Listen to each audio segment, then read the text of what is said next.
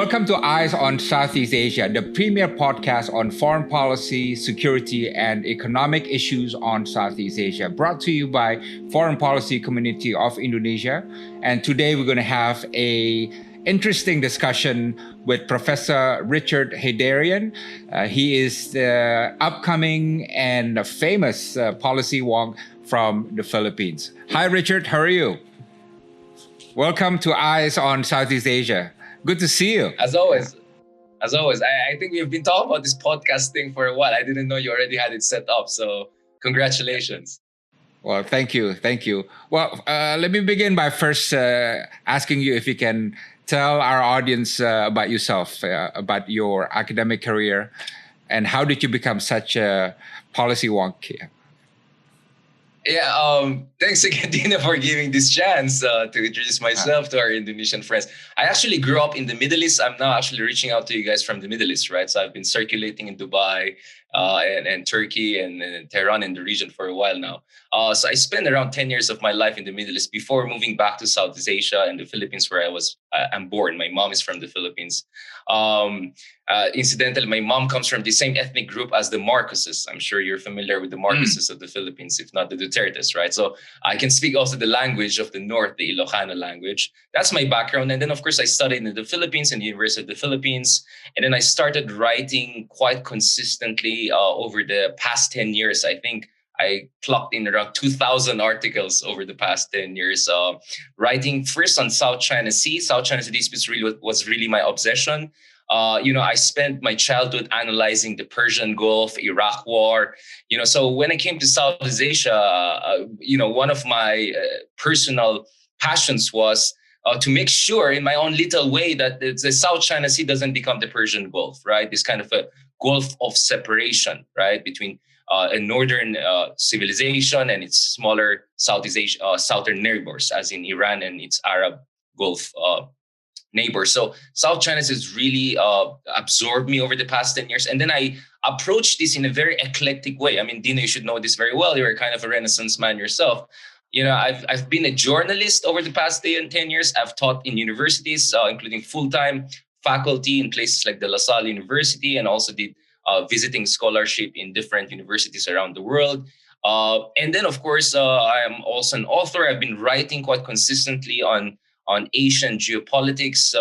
My latest two books were on Duterte and Trump, because I've tried to see the intersection of populism and geopolitics. I think the two are very related. I think there have been so many good books in political science on populism and many good books in international relations. But what I've been trying to do over the past 4 or 5 years is to bring them together. And as I joke to our good friends, Donald Emerson in Stanford, our very common good friend and an Indonesia expert, I said, I'm kind of like a GW of Hegel, that 18th, 19th century German thinker who kept on writing the same book over and over again and tried to perfect his ideas, about the region. So there is a common argument running through all my works over the past 10 years, thousands of articles, 4 books by myself and numerous chapters. And I think the fundamental argument I always want to make is this, that there is agency, that even supposedly smaller countries, we can shape our destiny. We can become not fully captains of our destiny, but we are not helpless. That even if we are among larger countries like China, US, among others, we can do a lot to shape our own national destinies. And also, we have to get to know each other better. I think it's sad to see that Filipinos or Indonesians know more about US or even China than each other, even though we're just next to each other. We don't, I think, even have direct flights. So I think this kind of solidarity building among ourselves, that's also something that has been driving in me. In short, have passion and enthusiasm, be almost obsessed with what you do, and then just work really hard. I think writing is very, very important. You just keep on writing and practicing until you get it. And gladly, that got me, sufficient amount of exposure and good networks like you yourself, over the years. So have faith, work hard, and really be enthusiastic with what you're doing. See it as a vocation, not just a career, not just something to make money. You can make good money, of course, if you're good, but it's really a vocation and passion. And again, I can also see that in you, Dino, as you make Southeast Asia and community building in Southeast Asia a personal passion. I think we really need people like that. And I'm glad to have made friends like you over the years. Yeah. Thank you. The feeling very much mutual. Let's talk about your president, President Duterte. And, I see him as an interesting politician, interesting president, and also interesting foreign policy actor. I want to ask you, how much does he have ownership of ASEAN issues? Does he see himself as an ASEAN leader? Yeah. Well, Duterte is really unique in the most unique sense of the word. I mean, all populists are unique in their own way, right? I mean, President Jokowi is kind of populist of his own. I was a fan of Jokowi in the earlier years. I really followed his career. I followed the career of other populists around the world, Hugo Chavez, of course, Donald Trump. All of us have been paying attention to him. Recep Tayyip Erdogan in Turkey, Modi in India. But in many ways, Duterte is quite unique, especially in the Philippine context. I think he's the first national leader in the Philippines I've seen who has openly rejected our alliance with the United States and questioned what was considered as sacrosanct. I mean, I think for Indonesians, it's hard to understand it because in Indonesia, you have a long history of non-aligned foreign policy. Balancing is something very embedded in your national psyche since the days of great leaders like Sukarno. We don't have that.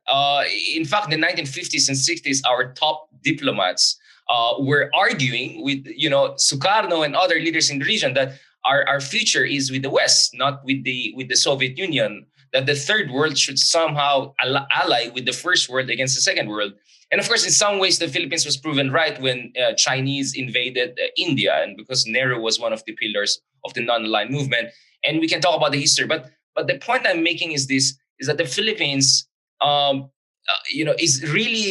it's more like a Latin American, Americanized country than many of its Southeast Asian neighbors, right? I mean, it's easier for me to relate to Mexicans than Malaysians, as a Filipino. Mm-hmm. And our relationship with the United States has almost gone unquestioned for more than a century, even if US actually stole independence from the Philippines, because as you may very well know, I think the name Rizal is quite commonly used in Indonesia. Rizal was a Filipino national hero who fought against the Spanish colonial powers.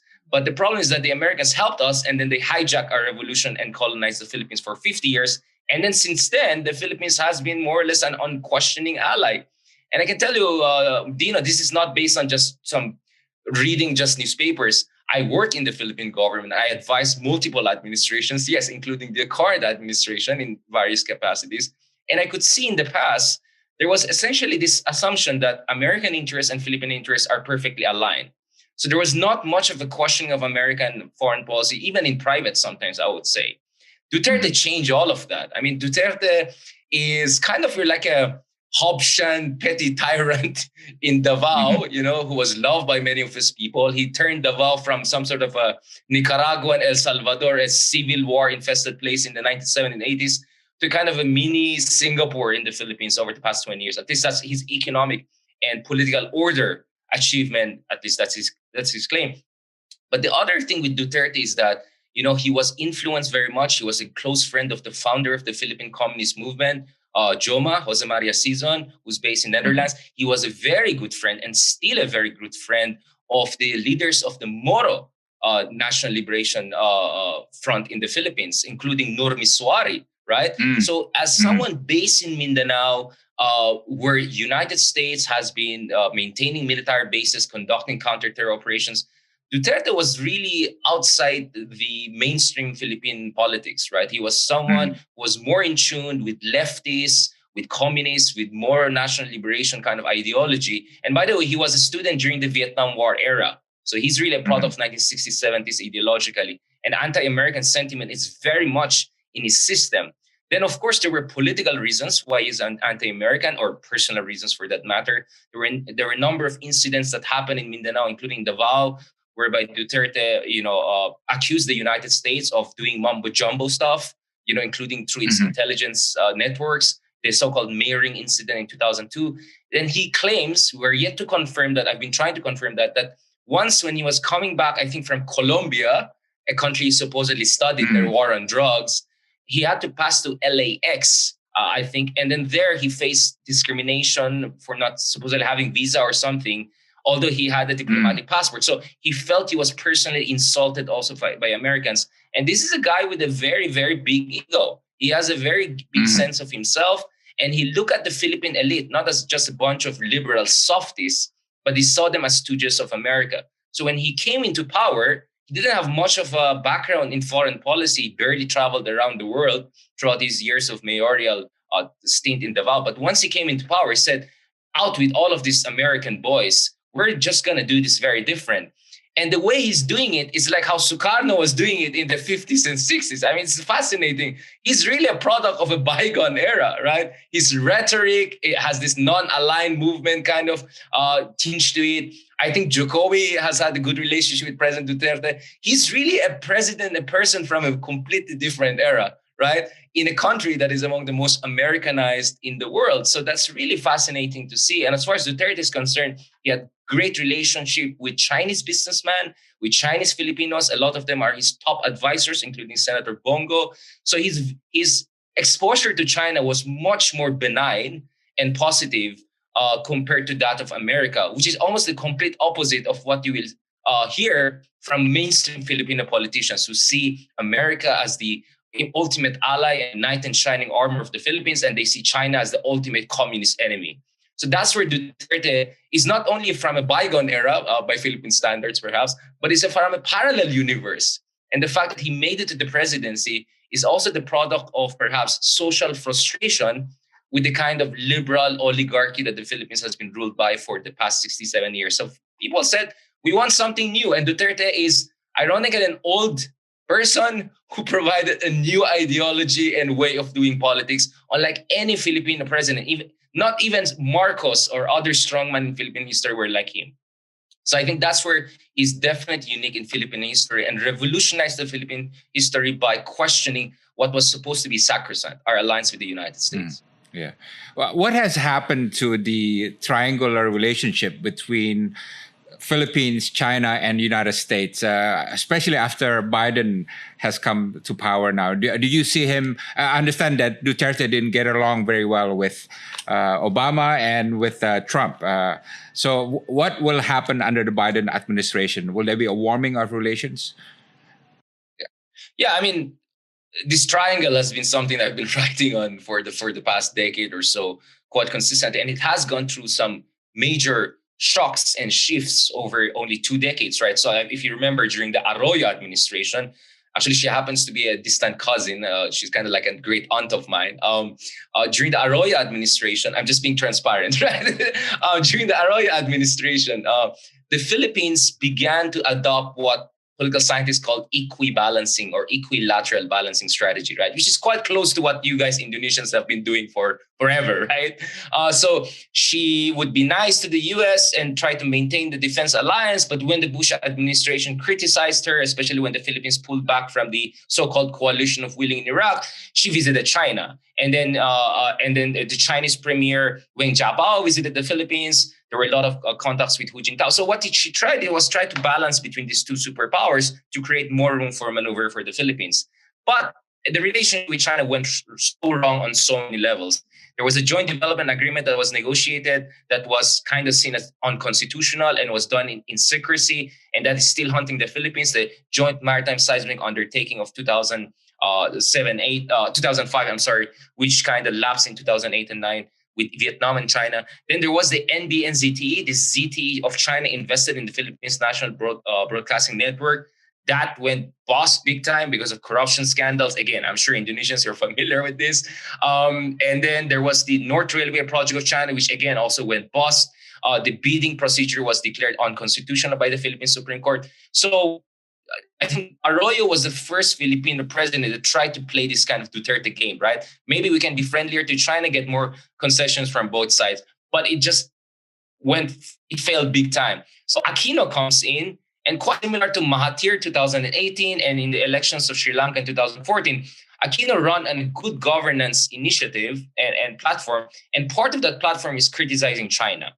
And it didn't help China that since 2009, China has also been aggressive in its claims in South China Sea. There were a number of incidents in 2010 and 11, including harassment of Filipino energy exploration activities in 2011. So Aquino comes in kind of anti-China. Again, interesting thing is that the Aquinos, they have Chinese background themselves. I mean, they look very Chinese, as you can see. So you have an ethnic Chinese or partly ethnic Chinese Filipino president becoming among the most anti-China political figures on earth, right? So much so by 2013, after the Scarborough Shoal crisis in 2012, Philippines became the first country to take China to international arbitration over the South China Sea disputes. By 2014 and 15, Aquino was visiting Japan right and left. And in one of his speeches in the Japanese Diet, he effectively likened China to Nazi Germany, that China should not be appeased, we should push back against it. So you can say by 2015, Philippines and China, this was the most toxic bilateral relationship on earth. I remember that, yeah. At the same time, the Philippines became the number one promoter of not only Obama's pivot to Asia, but also Prime Minister Shinzo Abe's efforts to make Japan a defense and security player, not only an economic player. So you have a liberal democratic leader supporting a less liberal, kind of a revisionist Japanese prime minister who wants to make Japan a kind of a pillar of stability. This was the kind of not only a triangular relationship, you also have Japan coming into the picture, right? By 2015-16.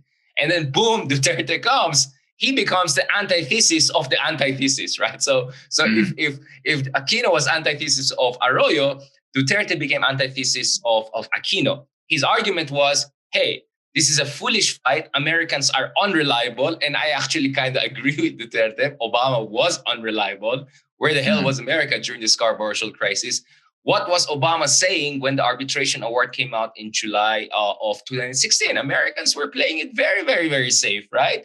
And then it didn't help that Obama picked a fight with Duterte. I mean, again, you know, we appreciate Obama for many reasons. You and I'm sure you also like Obama very much in many ways.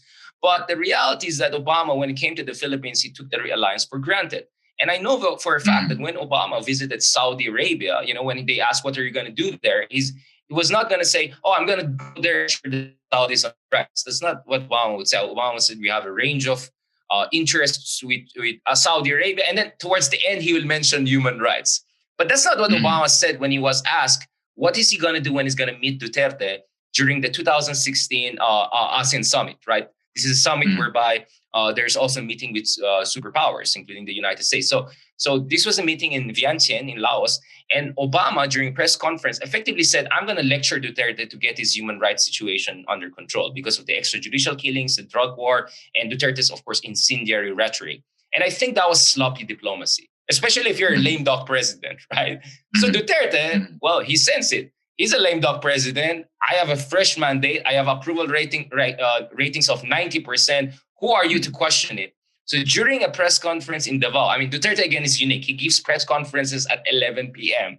He's very nocturnal. He's a taxi driver at night. I mean, he's really your consummate populist. So during one of these press conferences, he was pushed on that speech by Obama by one of the American journalists, and Duterte just lost it. He cursed. Yes, he cursed. He used a certain Filipino word that I rather not use here.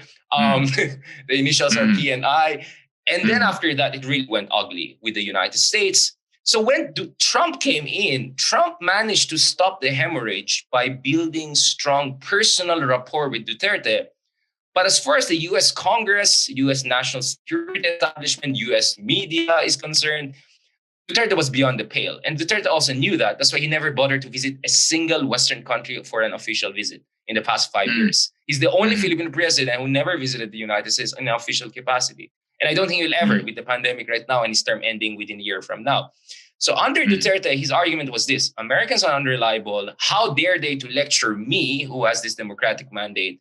Who the hell is Obama? And by the way, Trump kind of likes me. So this is what we're going to do. We're going to try to have a reasonable relationship with Americans, but love from a distance. I'm going to downgrade a lot of our military activities with Americans. That's undermining my relationship with China because, as Duterte said during one interview ahead of his presidential election victory, he said, I want China to develop my country. That's effectively his statement.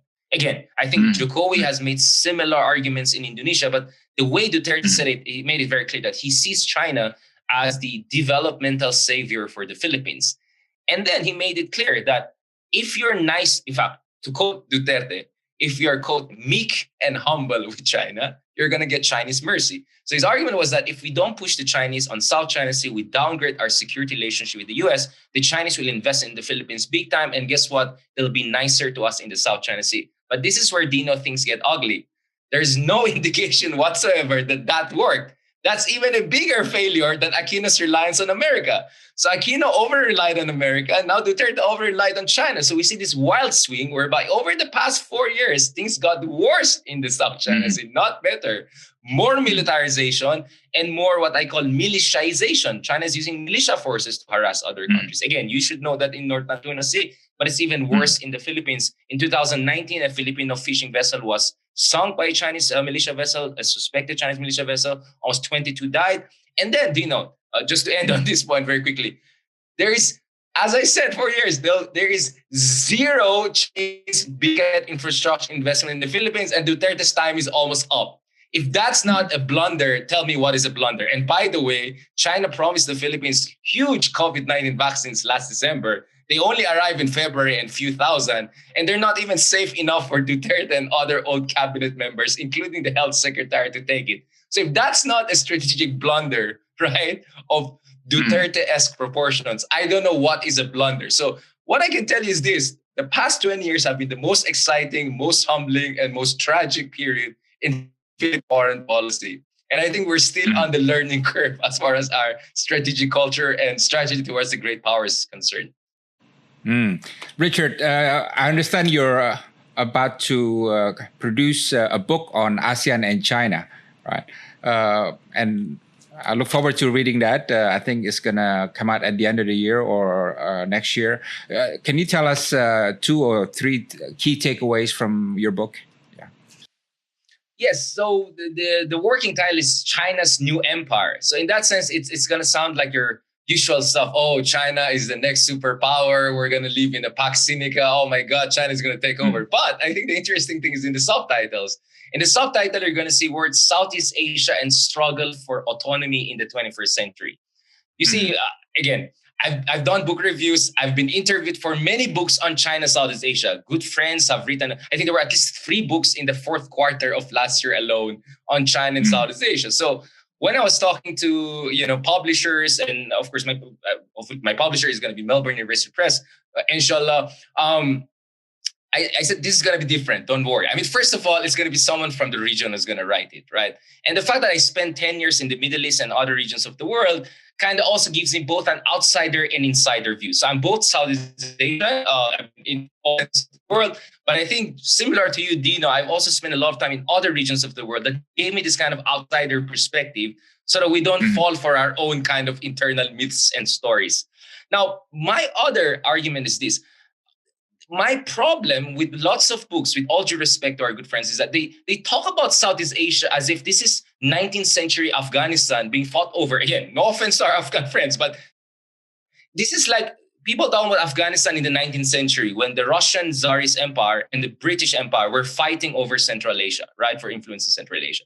So I think I'm not really comfortable, first on a personal level, with my region of 600, 700 million people and several trillions of GDP being compared to some sort of a bunch of pawns on a geopolitical chessboard. I think that is frankly insulting in many ways, but it's not about that. I think it's just deeply inaccurate. Indonesia is a G20. Indonesia is the largest Muslim majority country. It's the 3rd largest democracy in the world. I think Indonesia alone is a major middle power and will be an even bigger player in the world in the coming decades. But this is not just Indonesia. Philippines has 108 million people. Vietnam has 100 million people. These are going to be $1 trillion GDP economies in the coming decades or so. So ASEAN, everyone says, oh, ASEAN is a middle power composed of small countries. That's not true. ASEAN is, as I put it quite controversially, is a small and medium enterprise with no human rights charter. That's what ASEAN is. It's just an organization.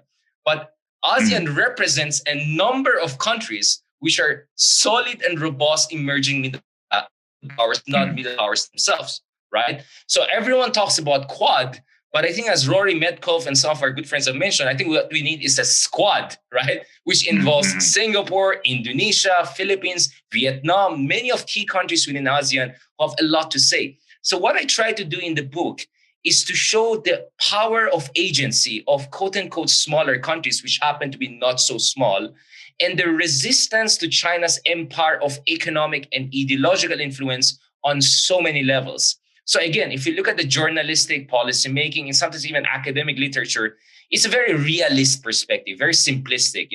What China, like a kind of a anthropogenic China does to an anthropogenic Philippines. But we all know that countries are not just composed of a leader. There are multiple veto players. There are multiple stakeholders. There are multiple levels of contestation. I mean, in Philippines alone, just look at the Philippines. President Duterte says, I love China. The next day, the foreign secretary and defense secretary lambast China, right? That's only within his cabinet. Now, look at the Philippine media. Look at the Philippine civil society. They're very different in their orientation vis-a-vis Duterte. And by the way, the Philippines, as a liberal democracy, is still kind of a democracy. Power is not just with the president. The president does not have unilateral power. In fact, my contention is even in non-democracies like Vietnam, when you have massive anti-China protests, that influences the calculation of the communist regime in Vietnam.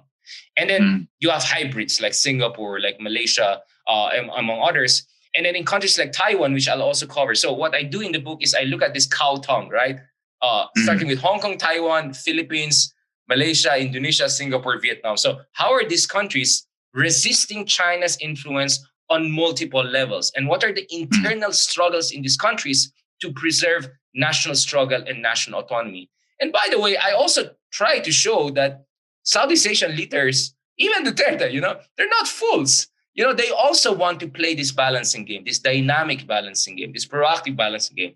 Sometimes they get it right. Sometimes they don't get it right. Sometimes they self-correct. Sometimes they have blunder. So it's a very fluid picture of agency versus, Chinese, hegemony. That's what I'm trying to show in the book, which I feel will make it very different. So to use the jargon in IR, it's a little bit more constructivist, empirically constructivist approach. Because I try to also look at, because people also talk about China as if China is a monolithic power, as if, there's a 100-year marathon to dominate the world. I'm sorry, that's caricature. China itself doesn't understand itself. That's my argument. China of today is a product of disruptive modernization. I think no one really understands China because it's so big and so complicated. So if you talk, you and I have had experience. We have talked to strategists in China, to policymakers. I had Chinese diplomats coming to me. I was in Hainan in 2019, just before the pandemic.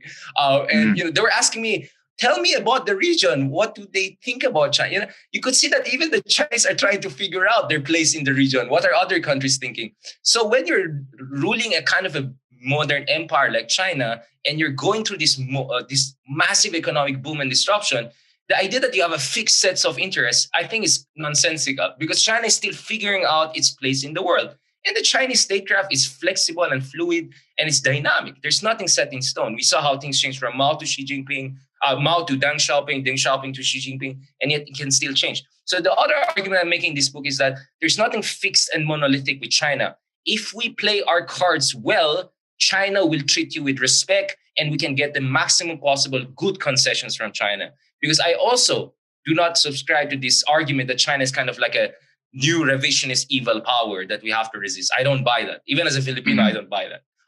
So for me, it's also, I think good friends like Hugh White in Australia, among others, have talked about hard choices, right, that we have to make, right, vis-a-vis China. My argument is China also has to make hard choices because it is dealing with a world that is more self-confident. We also have popular nationalism in Indonesia and Philippines. We're also going to resist and stand our ground. So it's a dialectical relationship. It's a constant negotiation between China and the world. And in the process, your interests and identity also evolve. So in that sense, again, to use the jargon in IR, it's an endogenous theory of identity and interest formation, which again, I think is far more sophisticated and reasonable than your classic realist, simplistic way of looking at things. And by the way, liberal theories also didn't work, right? I mean, the presupposition was with growing interdependence and economic globalization, China is going to be more like us, more liberal, more democratic. Well, it didn't happen, right? So for me, the mainstream theories of IR, which are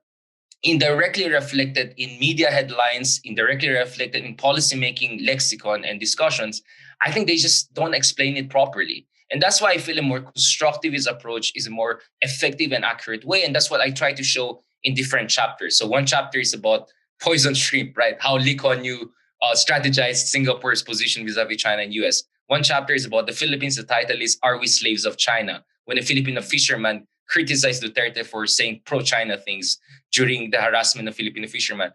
In the Indonesia chapter, I used the Vice President Muhammad Hatta's words, rowing between two rocks, right? Yes. I mean, that's what Indonesia has been trying to do for decade after decade, sometimes better, sometimes not. So I'll look at the to Suharto to SPY all the way to Jokowi and now the second term of Jokowi. And then Vietnam, the title is Stab in the Back. So I look at how in the early 20th century, I mean, when we talk about Vietnam, we always say, oh, Vietnam, China, 1,000 years of animosity. What many forget is that Ho Chi Minh, the founder of modern Vietnam, is actually Chinese name, Ho Chi Minh, right? He who enlightens. Ho Chi Minh was trained partly in Canton, China, right? He was supported by Mao and the Communist Party during the earlier anti-colonial war against the French. But things went wrong in the 1950s when the Chinese essentially abandoned the northern Vietnamese when they wanted to push for unification. By 60s and 70s, they were already at war, right? In Cambodia, over Khmer Rouge, and border war in 1979. So actually the relationship was bad, then went super good, then went super bad, and then now it's somewhere in the middle. So that's also the other thing that I'm going to show in the book. So it's going to be really both long jury history, a little bit journalistic, because I don't want you to sleep when you read my books. I want to make it a little bit more exciting. But the first chapter is really pure theory, exactly what I discussed, why a constructivist way of understanding China's influence in the region makes sense. And the last thing I would say, Dino, sorry, I'm saying a lot. The last thing I want to say is that do not underestimate America. It is true that America is in relative decline, just relative. I mean, the term that Paul Kennedy used in the 1970s and 80s quite correctly. But that doesn't mean that just because we're entering a post-American world, it's going to be a Chinese-dominated world. America has allies. Its allies are not 100% reliable. But even if Australia, Japan, South Korea are 50% reliable, US still has a network of allies which China doesn't have. I always ask, who are allies of China? I mean, you and I, Dino, we were in North Korea a few years ago. I didn't hear the North Koreans praising the Chinese as much as we anticipated, right? And even the Russians, the supposed friends of China, they have their own worries in Siberia. So who else? Pakistan? I mean, again, if you're familiar with Pakistan, you'll know that it's a much more complicated picture than the rhetoric suggests. So China has no real allies to rely on, not even 10% reliable allies, right? While the US can still rely on Japan, on Australia, and new strategic partners like India, which is increasingly becoming post-Nehruvian under Prime Minister Modi in recent years. And then, of course, we see even the E3, the European three powers of Britain, France, and Germany, even the Germans are becoming more concerned with what's happening here, and they're also flexing their muscles. I mean, you are one of the persons who are very aware of this, the European interests also in this part of the world. So in that picture, I think we're entering what sociologists called a rhizomatic order. So I think one of the simplistic ways of looking at Asia is like power in Asia is hierarchical. So one day it was US, the next day it's China. My argument is that, that's very simplistic. Power is rhizomatic. It moves in lateral in multiple directions. Why? Because Asia is such a big, complicated, messy place. No single power can be an effective hegemon, right? There are going to be climate change or terrorism problems, Dino, that I think Indonesia, Australia, and Philippines can cooperate. And there's nothing that US and China alone can do to solve it, right? There are going to be technological disruptions that create all sorts of social polarization. But then again, China and US will be almost irrelevant when it comes to dealing with these issues. So if the hallmarks of hegemony is providing international public goods and enforcing certain norms, we're living in an increasingly complex and messy world whereby no single power can impose that. And in that rhizomatic world, not necessarily, we could face either a G0 world, as some experts would put it, or a much more unilateral, flexible regimes of cooperation whereby neither US or China calls the shot entirely, but us middle powers, middle countries have more room for maneuver. So it's also a prospective argument. It's a prospective book about the coming order in Asia in the coming decades. Yeah. Well, it sounds like an interesting book, Richard. I look forward to reading it. And, about your point that China doesn't have allies. And I agree with you that the United States has a lot more allies, and because they have a military alliance systems and so on. But isn't it true that China, that's not China's game. China does not go around trying to form military alliances. Their game is about to engage countries in economic cooperation and develop greater political influence, if you will, and go into the social cultural space, the soft power engagement, and so on. And in that sense, they have gained a lot more in Southeast Asia compared to the United States, right? Do you have any comment on that? Yeah. Oh, absolutely. I mean, that's the running argument, and it's legitimate in many ways. I don't disagree with that. I mean, that's why the title of the book is China's New Empire, right? This new empire is not your it's not your typical empire like Roman Empire or Persian Empire. It's more like the new tributary system, right? Similar to what China had in the medieval times or pre-modern times, whereby the Sultanate of Sulu or Sultan of Java should come and kowtow to China in exchange for recognition of China's superiority and a certain degree of flexible strategic alignment. You'll gain access to Chinese economic largesse, right? So when I say China's new empire, it's essentially the new tributary semi-hegemonic primacy that China enjoys in this part of the world.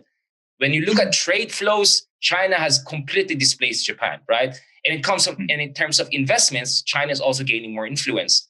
Soft power, well, we kind of can argue about that because I don't think Chinese cinema or culture is anywhere as attractive as that of America. I think the competition is so lopsided in favor of the United States. And by the way, I don't think COVID-19 is helping Chinese soft power very much, including their sloppy vaccine diplomacy, right? Promoting in your face that we're giving you vaccines for the very pandemic that came from China because of their mismanagement of the crisis. So I have big doubts about the Chinese soft power part. But yes, through economic influence, they have built a semi-empire, a kind of a new tributary system. No question about it. The title of my book recognizes that right in front. But to say that economic influence will more or less win you geopolitical loyalty, right, or deference, I think that's an argument that is increasingly being proven wrong, right? I mean, that's why I start with Taiwan, right? If you look at Taiwan's economy has essentially been absorbed by China's mainland economy over the past 20 years, right? And yet, look at the society. Sense of Taiwanese national identity has actually increased in recent years. You have a president like Tsai Ing-wen, who is essentially an undeclared pro-Taiwan, pro-independence Taiwan kind of leader, right? Although, of course, she plays her cards very well and smartly for understandable reason. But if you look at it, economic interdependence doesn't necessarily create geopolitical alignment. I mean, the best historical precedence of that is Kaiser's Germany and Britain, right? As you know very well, the great delusion of the late 19th century was that because Germany and England are going to be top trading partners, and by the way, their monarchies are cousins, for heaven's sakes, including cousins with Tsar Nicholas, they're not going to go to war. And yet, First World War happened. Because even in economic interdependence, there are asymmetries. And even if you have economic interdependence, identity politics will not go away. Geopolitical anxieties will not go away. I mean, one thing I love about Hegel, and I think Fukuyama used it very smartly in The End of History, is the idea of struggle for recognition, right? At the end of the day, we're not homo economicus. We care about dignity. We care about our national identity. And sometimes we're willing to give up so much economic resources if we feel we're being insulted. If we feel our dignity is not recognized. My sense is China has correctly played what Antonio Gramsci, this Italian thinker, century war of position, like slowly encircling countries. I think the internet. So China has been playing this war of position game, slowly encircling countries, investing in them. I think there's a Chinese expression that eventually you'll be like a ripe fruit that will fall on my lap, right? I mean, that's the Chinese thinking. They thought it's going to work in Taiwan. It backfired big time. And I think it's also because China's played it sloppy. I think the way they have been behaving in South China Sea, the way they are behaving in North Natuna Sea, their mismanagement of the pandemic, their in-your-face vaccine diplomacy, over time, I think that can significantly undercut whatever economic and soft power influence they may have built over the past 2 or 3 decades. So in short, I think the argument that just because China's economic influence, it can win geopolitical deference is kind of liberal argument. And I feel that's exactly what is being proven wrong in recent decades. I think that's what we're looking at. And I mean, fascinating. See, I saw in Indonesia in your latest presidential elections was there was not much discussion about Jokowi's infrastructure or economic development. Islam was a very big issue. Relations with China were a very big issue in your elections. So I think issues of identity are becoming more and more important in national politics of many of China's neighbors in ways that will make it very difficult for China to just essentially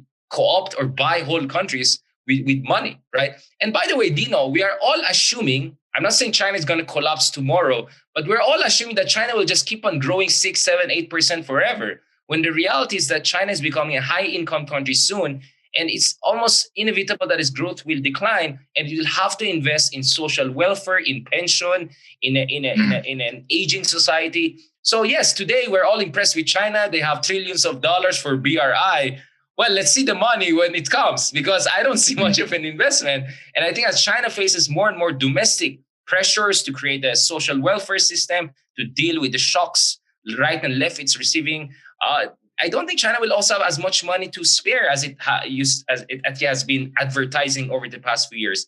So my argument is that let's not overestimate China's economic influence, as much as we have to recognize that, in fairness to China, over the past generation, they have really built an impressive amount of economic influence in the region. And of course, they're the most successful capitalist expansion story in human history, ostensibly under a communist regime, which is fascinating in itself. As for US, the reality is that, yes, US is no longer the hegemonic power it was in the 1950s and 60s for basic material reasons. It's no longer as economically dominant. Its military qualitative edge is nowhere where it used to be. But the United States has managed to shape the preferences and mindsets of a lot of countries around the region. And then there are many countries like Japan or European countries or Australia, who value their economic relationship with China, but at the same time, they're also not blind to the hegemonic tendencies of China and its aggressive activities. And we saw that even under Trump, everyone was annoyed with US, but still, the Quad was consolidating. And we see even further consolidation of the Quad under the Biden administration with the first inaugural summit and concrete initiatives for Quad to really help other countries in the region, especially Southeast Asian countries. So my point is, yes, let's not ignore the influence of China.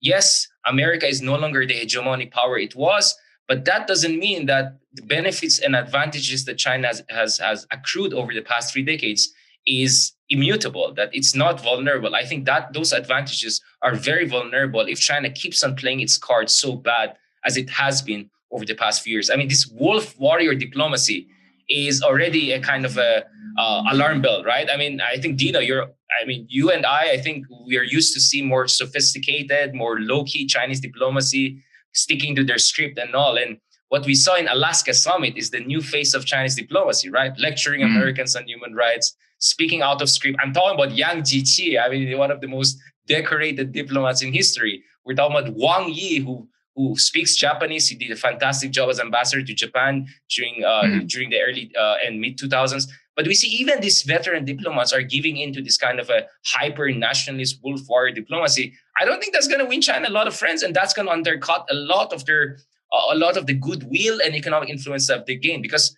I mean, just another country I want to look at is Britain, right? I mean, just a few years ago, Britain was one of the most excited countries when it comes to Asian development, the AIAB of China. They tried to bring in Chinese investments. Now look at it. Suddenly, right and left, there are restrictions on 5G investments by China. They're deploying their aircraft carrier. So in short, it's much more fluid. It's much more reversible than many people presume. In short, China's new empire is vulnerable. As formidable it is vulnerable, it's fragile. And if China keeps on playing its cards so bad as it has been in recent years, it's gonna lose all the gains of the Deng Xiaoping era. Yeah. So, Richard, I agree with your point that economic closeness does not lead necessarily to geopolitical loyalty. And I want to underline what you said earlier about the importance for ASEAN to develop strategic autonomy, right? So my question to you is, and by the way, ASEAN centrality is premised on the ability to maintain strategic autonomy, right? So my question to you is, what do you think it takes for ASEAN to maintain its strategic autonomy, irregardless of close economic cooperation with A, B, and C, and so many factors going around? What does it take for ASEAN to be solid and to maintain its strategic autonomy? At least on three levels, right? The first thing we have to recognize is that the ASEAN is not the ASEAN organization, as I mentioned a while ago. ASEAN as an organization has like few hundred bureaucrats, few millions of dollars of budget.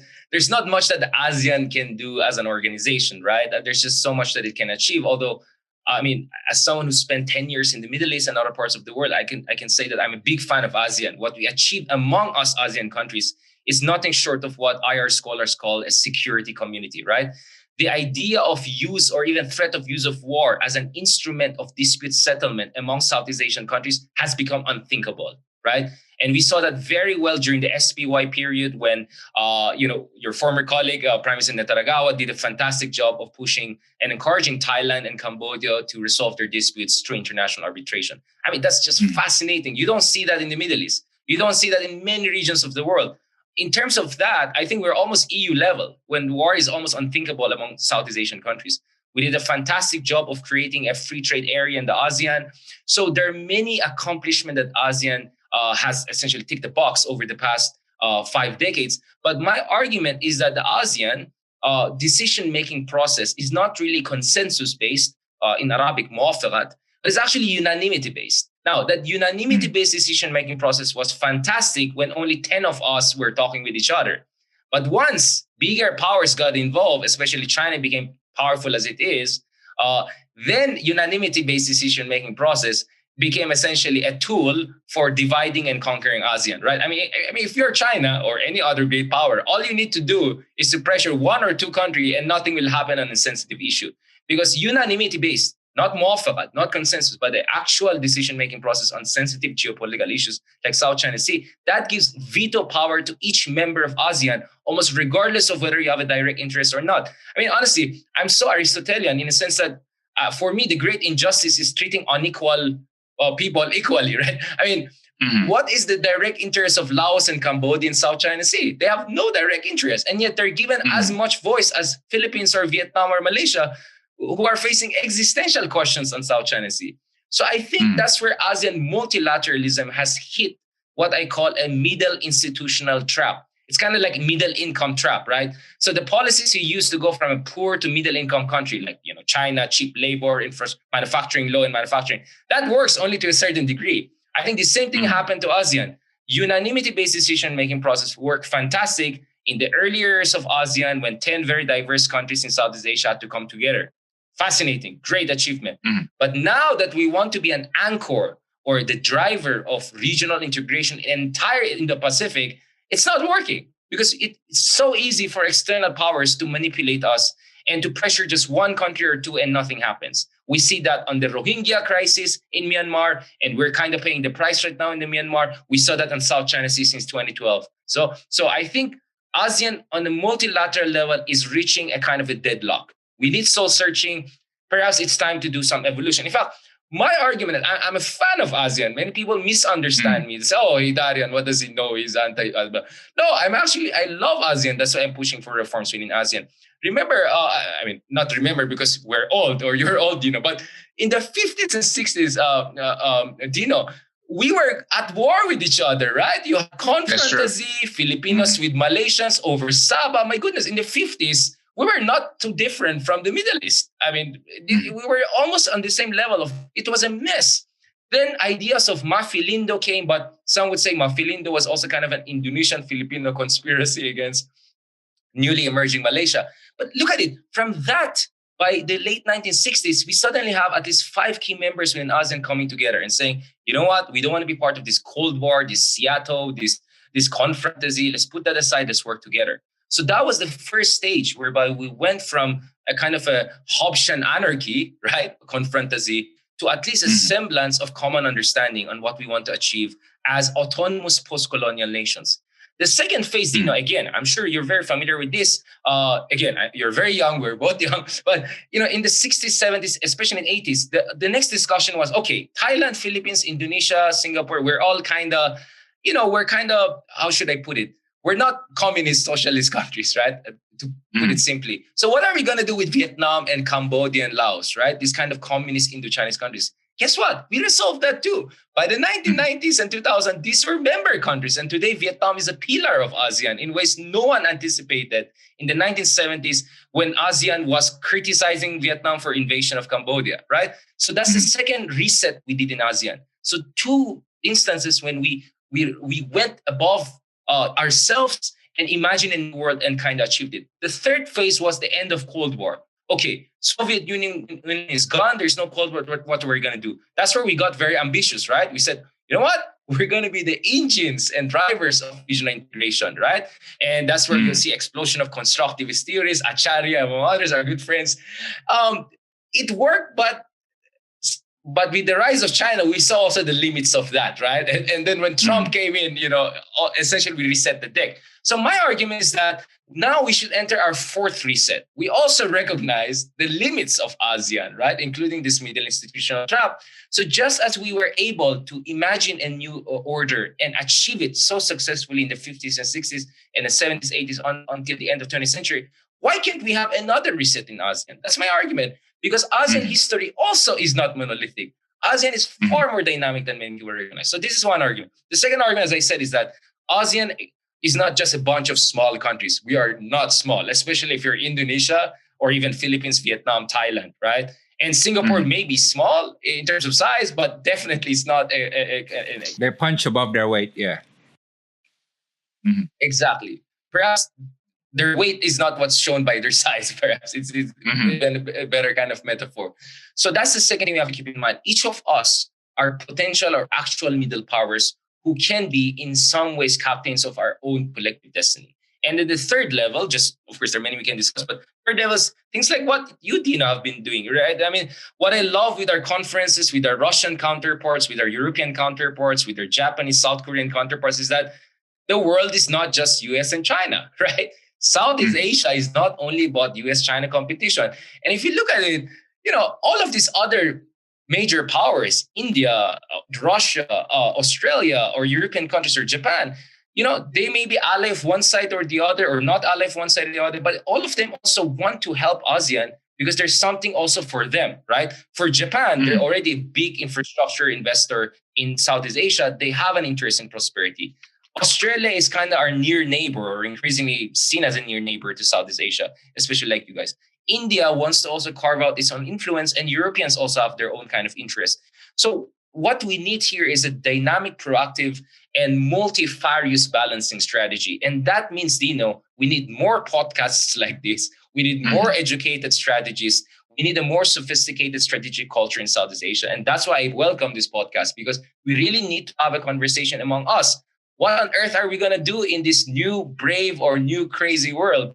And that's where we need to have more conversations among ourselves, not just as pawns of the great powers or as helpless, supposedly small countries who are just trying to survive in this cruel, Hapshan world.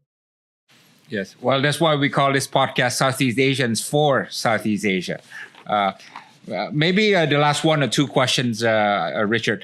The Quad now has been lifted to a higher level by the Americans by virtue of the leaders meeting that they just had recently. Do you think that this uplifting of Quad to a new level will intensify competition with China in Southeast Asia? And will this make China more nervous, feeling more encircled or more, or contained? Dino, I've used the term Asian NATO, right, for Quad, and of course I got bashed for it, understandably. But I meant it in a very specific way. I called it an Asian NATO with 21st century characteristics, right? Kind of to use the Chinese way of putting things. Because obviously, even NATO, the North Atlantic Treaty Organization, is not the same thing it was in the 20th century, right? We're not talking about fixed hierarchical organizational military alliances. I don't think even in Europe that's working anymore, right? But definitely in Asia, that's not going to work. The SEATO didn't work. Other initiatives in the Middle East didn't work. But I think the Quad is kind of like a flexible, ad hoc, minilateral version of the kind of military blocs we had in the past, but short of an actual military alliance. And on one hand, it reflects shared concerns about what China is doing in Asia and beyond. It's also, as I said, it's a reflection of, let's just be honest, growing frustration with the ASEAN. I think, a more pessimistic way of looking at the Quad is this. The big boys saying, okay, you guys, you had your chance, but no, you're not doing your job. Okay, let us take charge, right? I think that's a message that a lot of us in ASEAN are taking. In fact, I remember very well, my previous book title was Indo-Pacific. It was very hard for me to get reviews from some of the ASEAN diplomats because they didn't want to use the term Indo-Pacific, right? They were very sensitive about it. Like, oh, that sounds so Cold War. That sounds so Trump or whatever, right?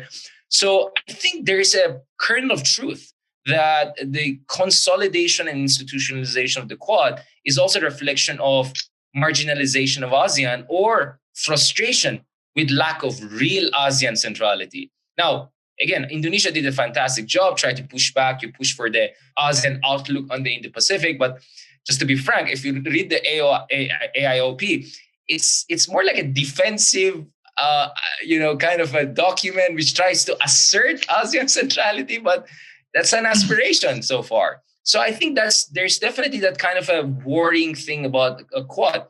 But again, nothing is set in stone. I'm a believer in good change. I'm a believer I'm a believer that we can make the most out of even difficult times. My sense is the Quad can also enhance the ASEAN, especially on the minilateral level. In fact, my recent articles are mostly about why it's time for ASEAN minilateralism rather than multilateralism. So while it's true that on the multilateral level, unanimity-based decision-making process, not really consensus or muwafaqat, has kind of paralyzed ASEAN's ability to effectively respond to Myanmar crisis in the past or now actually over South China disputes over the past decade. On the minilateral level, if the Quad countries reach out, do capacity building with frontline states, with pivotal fulcrum states within the ASEAN, I'm talking about Indonesia, Philippines, Malaysia, Vietnam, and Singapore, right? If these 5 countries can come together and have more and more minilateral cooperation with the Quad powers, I call it Quad plus arrangements, then I think we can strengthen our ability as a whole in Southeast Asia to preserve a degree of strategic autonomy. I mean, let's just be honest. At the end of the day, China will care more about the foreign ministry statement of Indonesia or Philippines than the kind of tepid, watered down statements of ASEAN, right? I think the Chinese are very sensitive to what individual key countries in the ASEAN can say. And if we, together with Quad countries and European 3 countries and other like-minded countries, can coordinate our strategies and diplomatic position, not like in a new Cold War way, but in ways that signal to China that we're uncomfortable with it, there's going to be resistance, maybe you want to revisit your decision, I think we can achieve a better optimal outcome down the road. The term I used here is a Goldilocks strategy that combines deterrence and engagement. I completely disagreed with the Trump administration's confrontational, deterrence-focused strategy towards China. I think it was lopsided and very problematic and very risky. At the same time, I also do not believe in just schmoozing with China, no matter what they're doing on the ground, including the forever code of conduct negotiations with China. That is not also working. What we need is an optimal Goldilocks combination of right amount of engagement going hand in hand with right amount of deterrence. And I think a minilateral cooperation between key countries in ASEAN and the Quad together can put requisite pressure on China for them to rethink their policy. So I have hope in ASEAN. I also have hope in China's rationality, provided we engage in an effective constrainment strategy. We cannot contain China. They're too big and too important. In fact, recently I argued that the real Cold War was not Soviet Union and US. Soviet Union was never really a match for US. Their economy was too small and their military edge was overrated, right? We got to know that sooner than later. But China, I think this is the real competition to the US. So you cannot contain China the way we could contain Soviet Union, because Soviet Union was not really important to global economy the way China is and will even be more in the post-pandemic era. But we can constrain China with the right amount of diplomatic, military, economic pushback, but also engagement, because China is an indispensable stakeholder in the Indo-Pacific order. I believe that. So that's where my argument is not your straightforward black and white. It's really 50 shades of argument, right? That's what I have. It's hard for people to appreciate or understand it, but I think, after 10 years of thinking about this almost obsessively, I think this is really our best shot. A constrainment Goldilocks strategy that combines engagement and deterrence, and it involves key countries within the ASEAN, Quad, and other like-minded powers to jointly tell to China, we can have a better relationship, we can have a better world, but please reconsider some of your policies if you really care about also your influence and place in the world. Richard, this has been a fascinating discussion. As always, we always hear something new from you, and it's always a pleasure to talk to you.